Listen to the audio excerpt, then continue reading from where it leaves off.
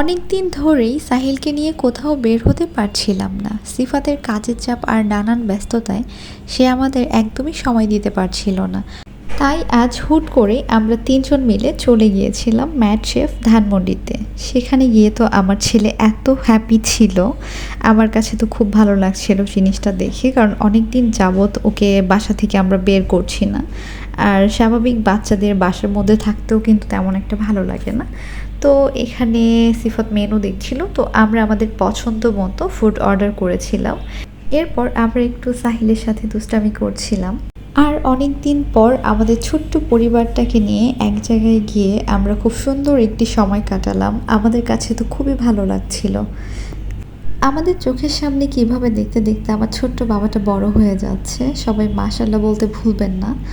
আর সে আগে চুপচাপ থাকতো, কিন্তু এখন যত বড় হচ্ছে একটু দুষ্টামি করা শুরু করে দিয়েছে। এরপর আমি ওকে ওর পছন্দ মতো একটা কার্টুন ছেড়ে দিয়েছিলাম। ও চুপচাপ করে এরপর কার্টুন দেখছিল, আর আমরা দুজন আমাদের মতো করে একটু সুন্দর সময় কাটাচ্ছিলাম।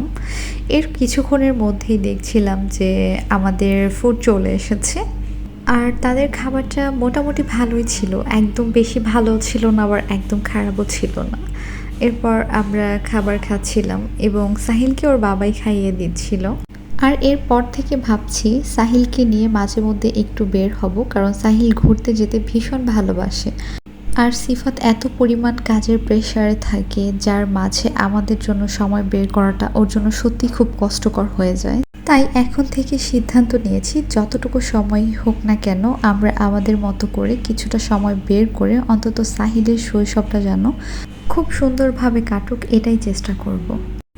আর আপনারা আমার কোন টাইপের ভিডিওগুলো বেশি ভালোবাসেন, ভ্লগ নাকি স্কিন কেয়ার নাকি হেয়ার কেয়ার, অবশ্যই কিন্তু আমাকে জানাবেন। আপনাদের পছন্দ মতো ভিডিও মেক করতে পারলে আমার কাছে সত্যিই খুব ভালো লাগবে। আজ এই পর্যন্তই, সবাই ভালো থাকবেন, সুস্থ থাকবেন এবং আমার ভিডিওটি ভালো লাগলে লাইক কমেন্ট শেয়ার করে আমার সাথেই থাকবেন। আল্লাহ হাফেজ।